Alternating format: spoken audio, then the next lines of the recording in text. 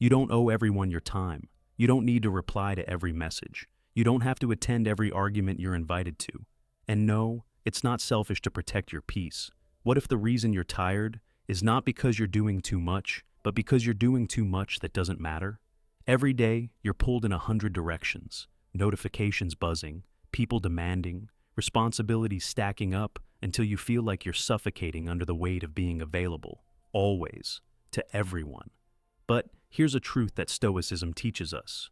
Your time is not infinite, your energy is not unlimited, and not everyone deserves a seat at your table. The Stoics knew this. They didn't wait for burnout to reclaim control. They practiced the art of setting boundaries, not out of selfishness, but out of wisdom.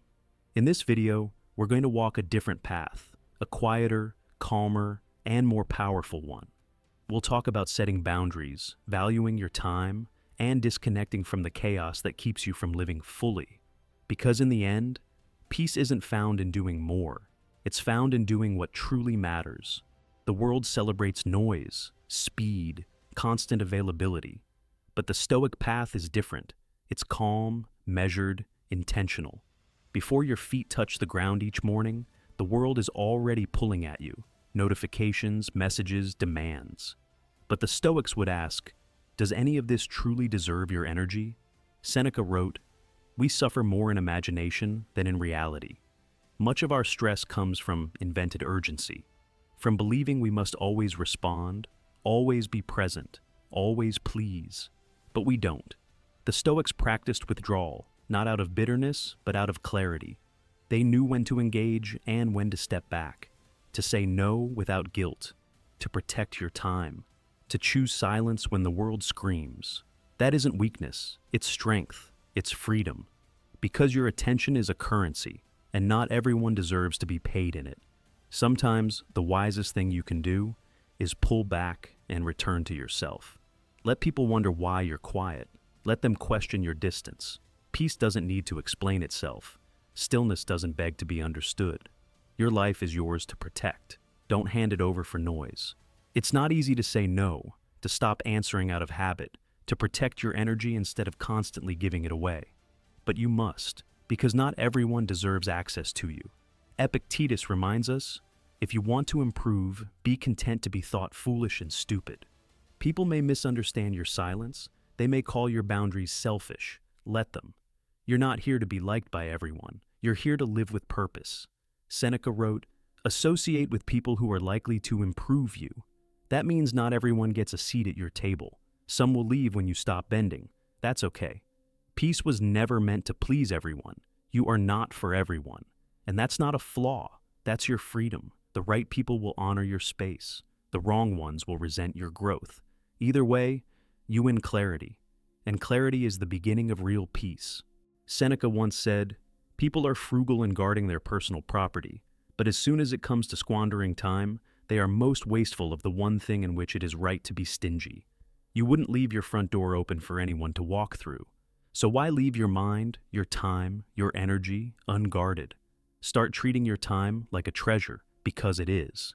If something doesn't serve your growth, your peace, or your purpose, then it has no place on your calendar. Every yes to something unimportant is a silent no to what really matters.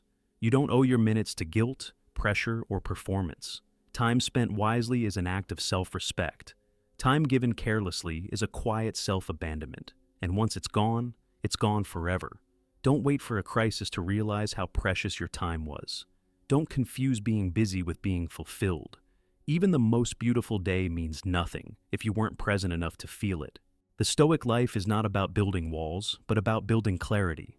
Disengaging doesn't mean you don't care. It means you care enough about your own soul to not get dragged into every storm. Detachment is not indifference. It's self-respect.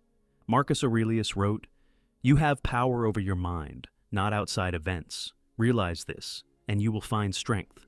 The next time someone tries to guilt trip you, pull you into drama, or demand what you're not willing to give, pause, breathe, remember. You are not responsible for other people's expectations, only your own integrity. Some people will call your distance cold, but it's actually warmth turned inward. They'll say you've changed, but in truth, you've returned to yourself. You're not here to be everything to everyone. You're here to be honest with your soul, and sometimes the kindest thing you can do is walk away without anger. You don't need to fight to prove your worth. You don't need to explain peace to those who thrive on chaos. You don't need to carry what was never yours to hold. Not every fire requires your oxygen. Not every conflict needs your participation. And not every connection is meant to last. The more you release, the lighter you become. And in that lightness, you'll finally feel free. You can love people and still say no. You can care deeply and still step away. You can be kind and still be firm. Boundaries are not cruel, they are honest. They are a way of saying, this is where I end, and where you begin. If you're constantly drained, overwhelmed, reactive, it's not because you're weak, it's because you haven't protected your peace. The Stoics didn't wait for life to knock them down to start living intentionally. They acted before the storm. So should you. Seneca wrote, "No person has the power to have everything they want, but it is in their power not to want what they don't have." Boundaries help you let go of what doesn't belong, so you can cherish what does. They are not walls to shut the world out. They are doors you choose when to open. And not everyone is meant to walk through. The more you honor your limits, the more space you create for what truly matters. Peace isn't passive. It's built, line by line, boundary by boundary. It's okay to disappoint others if it means you no longer abandon yourself. Protecting your peace doesn't make you hard. It makes you whole. The truth is, most of us weren't taught how to say no without guilt. We weren't shown how to value our time without shame. And so, we give and give until there's nothing left. But the Stoics offer us a compass, a way to come home to ourselves, to stop living on autopilot, to reclaim our time, our peace, our focus. You are not a machine. You are not a product. You are not a 24/7 service. You are a soul in search of clarity. And sometimes, the clearest path is found by stepping away from the noise. Honor your time, guard your energy, choose peace. Because no one else will do it for you. If this video resonated with you, give it a like and subscribe to the channel. It helps the message spread and brings more people to this journey of Stoic clarity and inner peace. There's another video waiting for you on the screen right now, one that continues this path towards strength, simplicity, and serenity. Until next time, and as always, stay stoic.